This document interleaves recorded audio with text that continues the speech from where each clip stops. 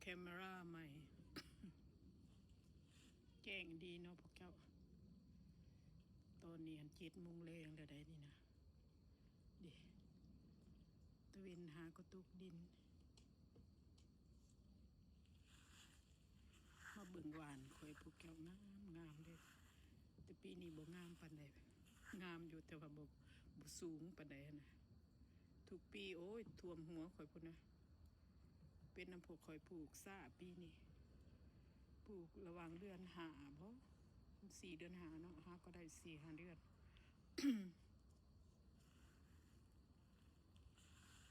หวานอันนี้หวานประจำบ้าน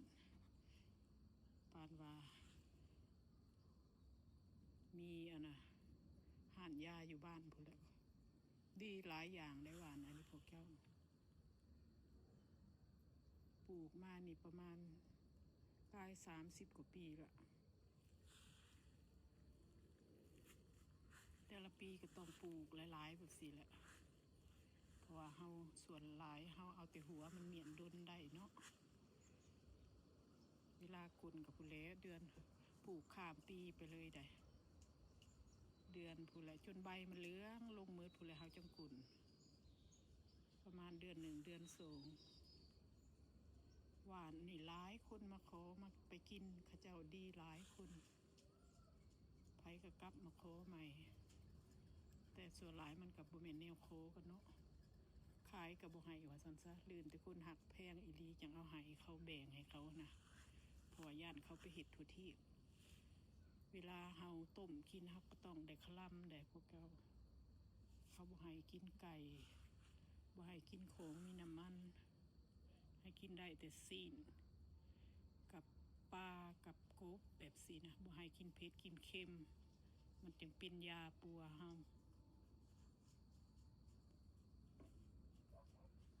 หลายคนพวกเป็นอันนั้นนะเป็นลิ้นสีดวงเป็นดากออกพวกออกลูกใหม่มันจะไปปัวบาดแผลภายในคอยห้องหวานฮดเพราะว่ากินอีหยังแล้วมันฮดเข้าไปมันแห้งเข้าไปนะแต่ก่อนกับบ่มีดอกยาคอยเพิ่นเจ็บในต้นในโตเพิ่นเนาะเพิ่นไปเห็นหมอยาหนึ่งมาแต่เมืองลาว เพิ่นมายามลูกเพิ่นอยู่เมืองใกล้ๆคอยนี่แหละประมาณ1 ชั่วโมงไปเพิ่นละซื้อมาต้มกินแล้วเพิ่นถือบัดนี้นะแต่เวลาตู้นั้นตู้ผู้ชายดอกเพิ่นขายนะเพิ่นพานขายแล้วก็ตากแห้งเพิ่นบ่ได้เอาให้เจ้ามาปลูกเด้จนแม่ย่าคอยไปโคซื้อน้ำเพิ่นอีต้นเพิ่นละขายให้ย่าคอยประมาณ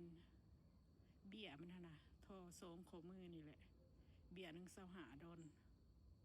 ย่าคอยก็ซื้อ5 เบี้ย100 ดอลแล้วก็มาปลูก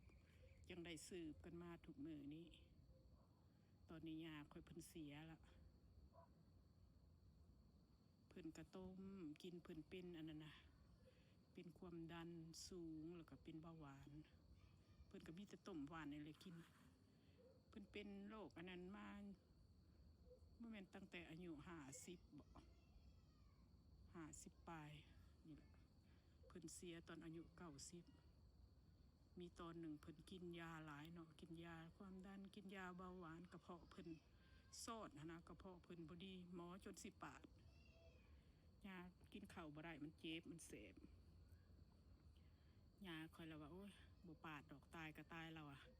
แล้วก็มาต้มแต่วันนี้แหละกินต่อมาก็ดีเจ็บบาดนั่นดีแล้วก็กินข้าวได้จนอายุเรา90ผลยังตายเป็นความดันเบาหวานมา30 กว่าปีหลังจากเราบ่สบายแล้วเราก็ให้พวกอันนั้นค่อยเอาสู้เอาไปปลูกเพิ่นว่ากูขี้ข้านรักษาแล้วว่าสันติกี้โอ้ยเราห่วงไผมาขอเราก็บ่ให้จะหน่อยสู้ไปเฮ็ดทั่วที่ว่าสันบัดลูกชายพันลักเอาให้หมู่เพิ่นโอ้ยเราให้เราได้ยินนั่นน่ะเราว่าเอาไปให้เขาทั่วที่ทั่วแดนว่าสันเราห่วงคือหยังลูกหลานนี่เราก็บ่ให้ปิดเองเราต้องเป็นผู้เอาให้จนว่าเราเสียนี่แหละพวกค่อยเอามาปลูกโอ้ยคอยนี่เห็นผู้ใดเจ็บได้เป็นเอาไปยายเขานำหูงงงานหมดนะยาน านแต่เขาบ่ดีนั่นแหละเขาจังปลูกหลายๆเผื่อครอบครัวแล้วก็พวกเผื่อหมู่เผื่อพวกแม่ผู้ใดเฮาหักแพงขนาดเห็นเขาเจ็บเขาเป็นเฮาก็เนาะอยากซอยเนาะนี่มื้อนี้ก็คลิปอันนี้ก็มีเท่านี้แหละมาอธิบายเรื่องหวานอันนี้บางทีเมืองลาวเพิ่นอาจจะมีแต่ว่าอันนี้เพิ่นก็มาแต่ลาวแหละค่อยคิดว่ามันสิเป็นหวานฮุดแต่มันมี3ชนิดพอตู้นี่เราเอาปนกันหั่นน่ะมันบ่แม่นมีชนิดเดียวปลูกเพิ่นก็ต้องมีวันมียามได้บอกเจ้าให้เพิ่นให้ปลูกแต่วันค้านกุ่นวันค้านปิดกินกับวันค้านแล้วก็บ่ให้กินไปทั่วที่บ่ให้กินเผ็ดกินเค็มบ่ให้กินน้ำปูน้ำปลา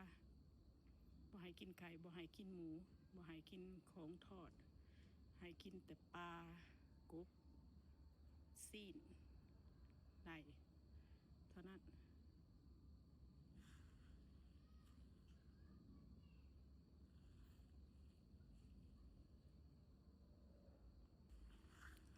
ออกมาฮดพักมืดนี่แหละเด็กจนดอกไฟอันนี้ไต่ละเบิ้งซีฮดคางนี่แหละเข้าไปในแล้วค่อย